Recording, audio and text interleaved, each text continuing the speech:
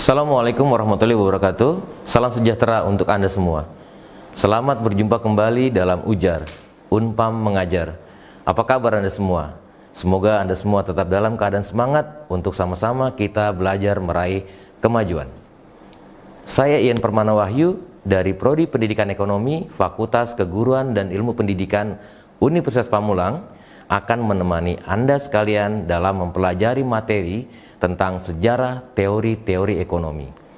Materi ini akan disajikan sampai beberapa video ke depan, jadi jangan sampai terlewatkan.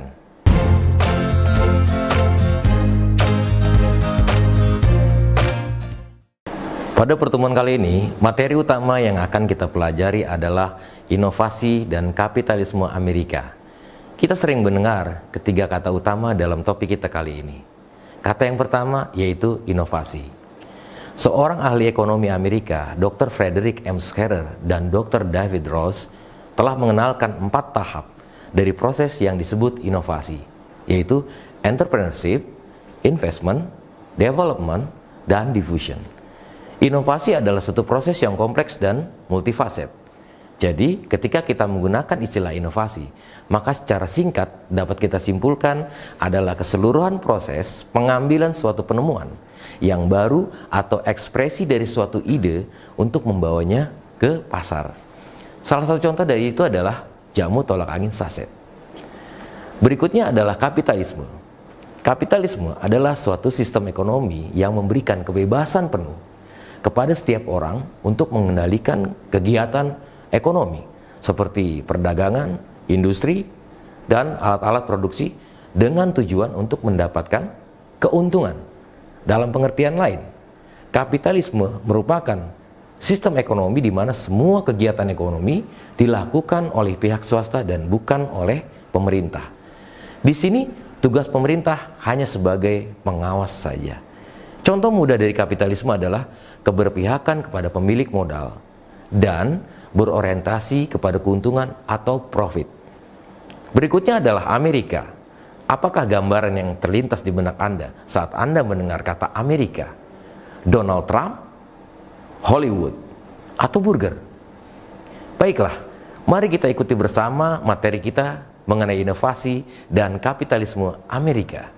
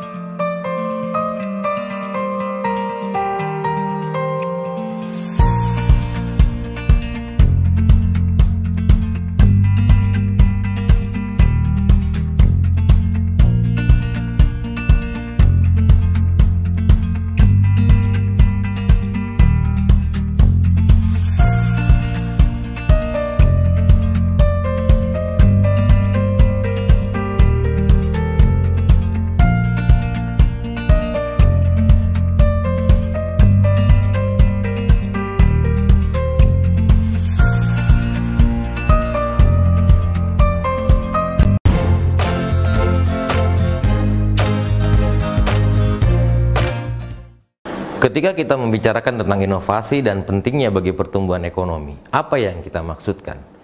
Berbicara mengenai inovasi, maka mari kita bawa alam pikiran kita kembali kepada apa yang disebut dengan penemuan, invention, atau kreasi, creation, dari barang-barang dan jasa yang lebih baru, lebih baik, lebih murah.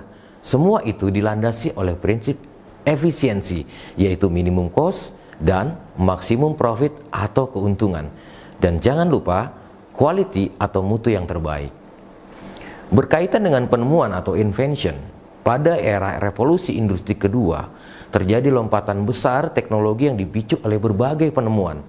Listrik oleh Faraday, bohlam lampu oleh Thomas Alva Edison, telepon oleh Alexander Graham Bell, pesawat terbang oleh Wright bersaudara, dan banyak lagi. Seluruh penemuan tersebut telah membuat kehidupan kita tidak lagi sama. Selanjutnya, seorang pakar manajemen, Stephen Robin, mengatakan, inovasi ialah sebagai sebuah gagasan baru yang diterapkan untuk memperkasai atau memperbarui suatu produk atau proses dan jasa.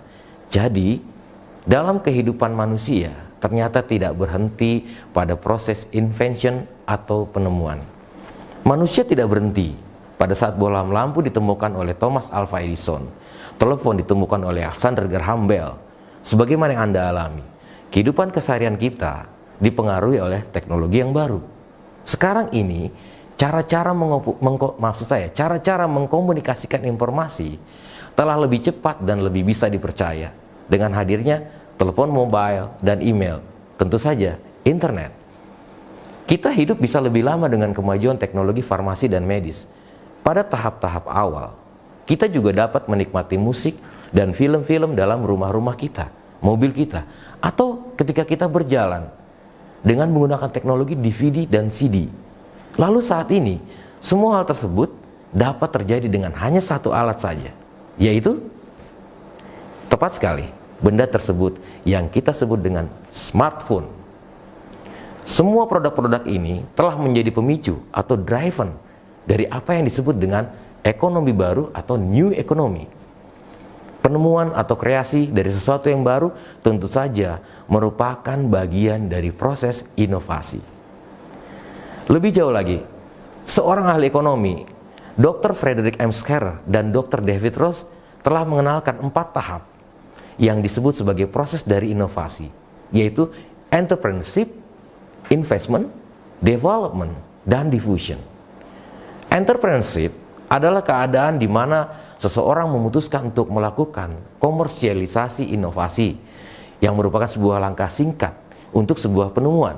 Yang dimaksudkan di sini adalah misalkan Anda menemukan suatu teknologi baru untuk mengolah suatu produk dengan cara yang berbeda, dengan cara yang lebih menguntungkan, dengan cara yang lebih singkat, maka tentu Anda ingin mendapatkan manfaat yang lebih luas secara finansial dari penemuan Anda tersebut. Maka Anda mengkomersialisasikannya. Misalnya katakan melalui sebuah sistem yang disebut dengan sistem franchise. Untuk menuju hal tersebut, maka perlu dilakukan organisasi daripada proses dan mendapatkan dukungan keuangan di awal. Sedangkan investasi atau investment adalah keadaan yang mana dana atau modal yang dikembangkan mengandung atau mempunyai risiko. Kemajuan atau development adalah keadaan yang mana penemuan baru tersebut disempurnakan untuk pemasaran yang dapat dikomersialkan. Di Amerika, inovasi merupakan suatu pemicu dan pemacu kunci dari perekonomian. Dan dari banyak faktor yang mana kita percaya untuk mempromosikan inovasi adalah merupakan kreasi dan penguatan dari hak-hak kekayaan intelektual secara pribadi dan mendorong suatu perekonomian pasar secara terbuka dan kompetitif. Amerika sangat mendukung proses inovasi dalam kehidupan ekonomi masyarakatnya. Bahkan sejak awal sejarah berdirinya negara tersebut melalui konstitusi negara. Kutipan artikel pertama dari Konstitusi Amerika untuk mempromosikan kemajuan ilmu pengetahuan dan seni yang penuh manfaat dengan mengamankan waktu-waktu yang terbatas bagi para pengarang atau penulis dan penemu hak eksklusif bagi mereka penulisan-penulisan dan penemuan-penemuan baru yang sangat diperhatikan oleh mereka. Selanjutnya, inovasi adalah suatu proses yang kompleks sehingga menjadi suatu keunggulan. Oleh karenanya, wajib untuk dilindungi dari pencurian atau pemanfaatan oleh pihak lain yang ingin mendapatkan keuntungan melalui proses tersebut tanpa usaha yang selayaknya. Maka kita pun mengenal apa yang disebut dengan perlindungan hak kekayaan intelektual yang merupakan bagian penting dari inovasi.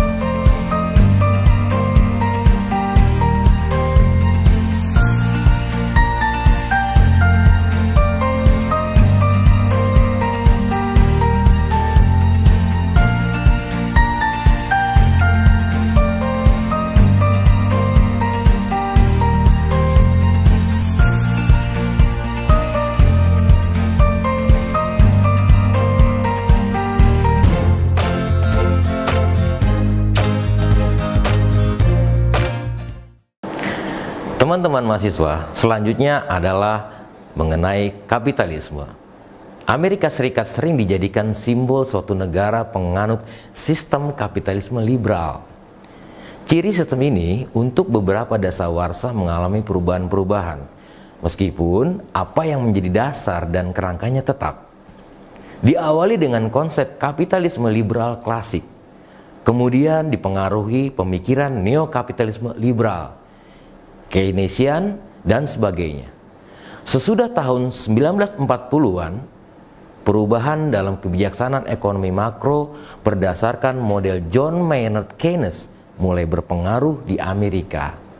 Sampai timbul banyak kritik terhadap kelemahan model tersebut di tahun 1960-an. Sistem kapitalisme liberal klasik berkiblat kepada pandangan Adam Smith. Tentu teman-teman semua sudah tahu ya, siapa Adam Smith dan tokoh-tokoh lain yang sehaluan, yang menekankan kemerdekaan kepada setiap orang diberikan kesempatan secara luas dan penuh dalam mencukupi kepentingannya.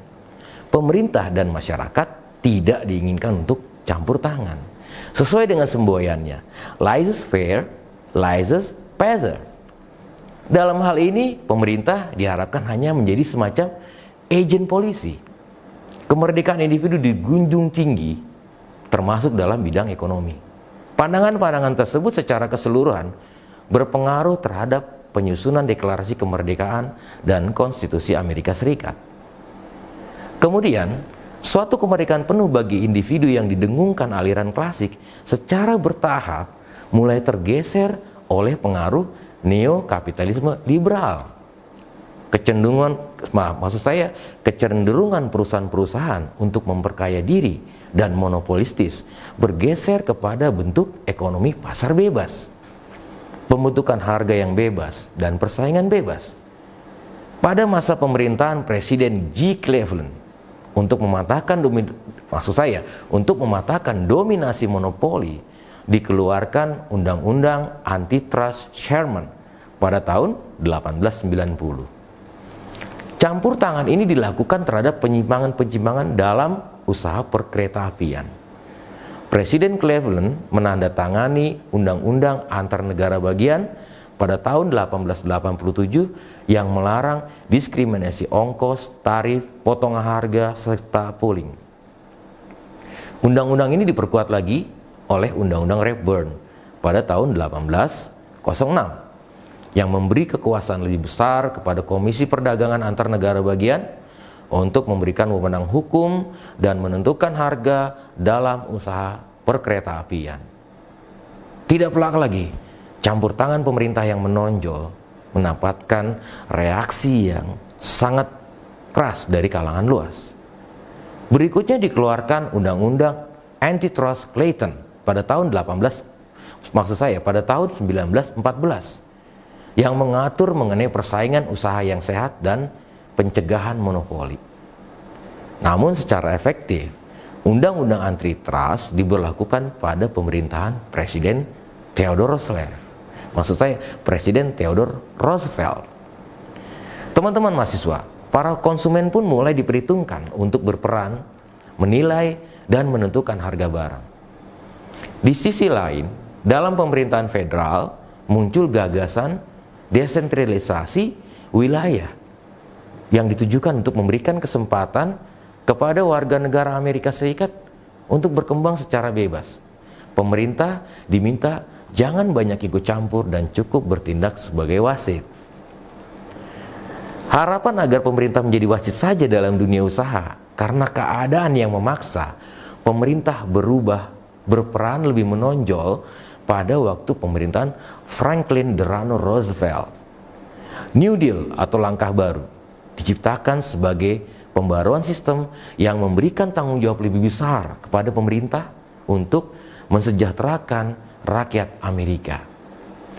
Teman-teman mahasiswa, berikutnya adalah terjadinya depresi besar atau Great Depression yang menimpa Amerika Serikat pada awal tahun 1930-an.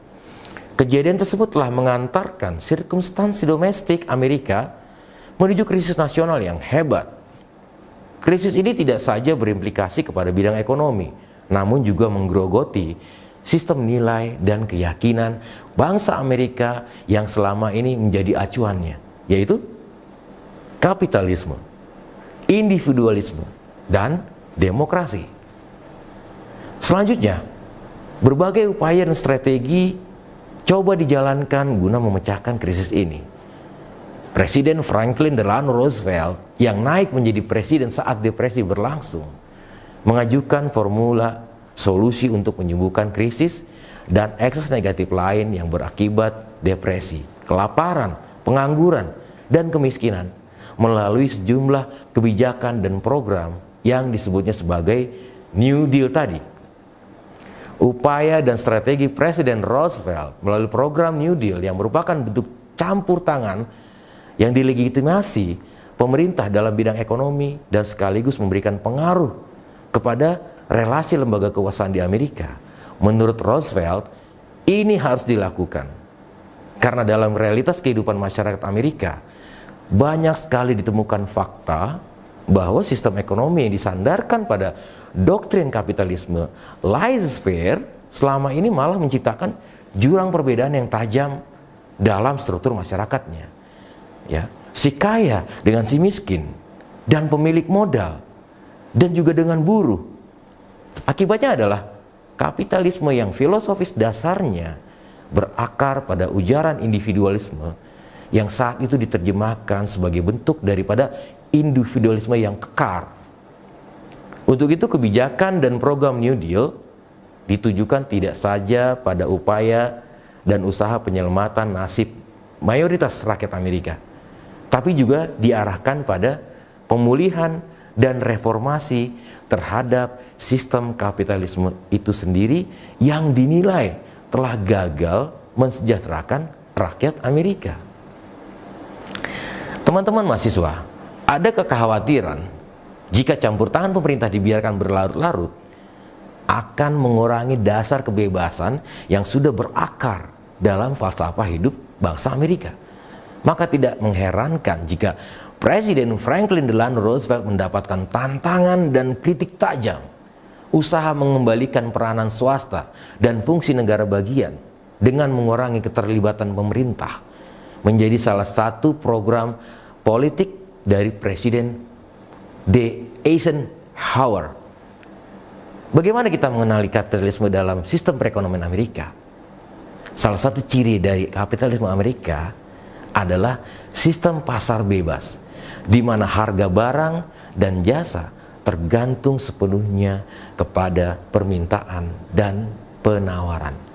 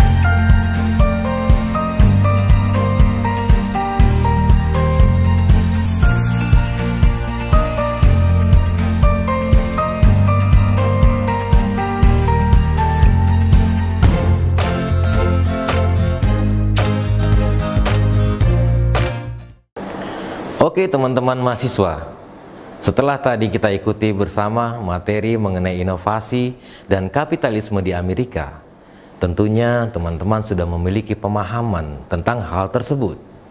Nah, saya yakin teman-teman bisa menjawab pertanyaan berikut ini. Sudah siap? Pertanyaan pertama, sebutkan contoh inovasi yang diciptakan oleh pelaku ekonomi Amerika. Pertanyaan kedua, siapakah tokoh bisnis sekaligus tokoh politik Amerika Serikat yang Anda ketahui Pertanyaan ketiga, adakah contoh kapitalisme yang terjadi di Indonesia? Nah, saya yakin teman-teman bisa menjawab 3 pertanyaan tadi. Saya tunggu jawaban teman-teman.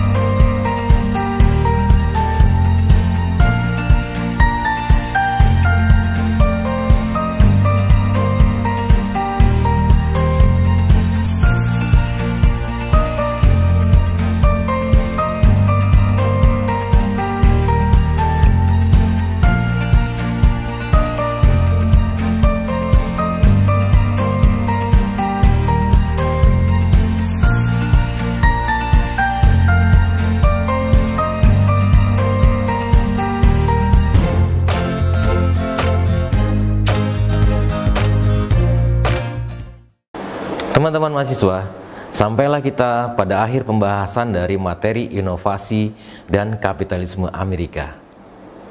Suatu fakta adalah Amerika Serikat, sebuah negara maju yang memimpin perekonomian dunia melalui inovasi dan sistem ekonomi kapitalisme.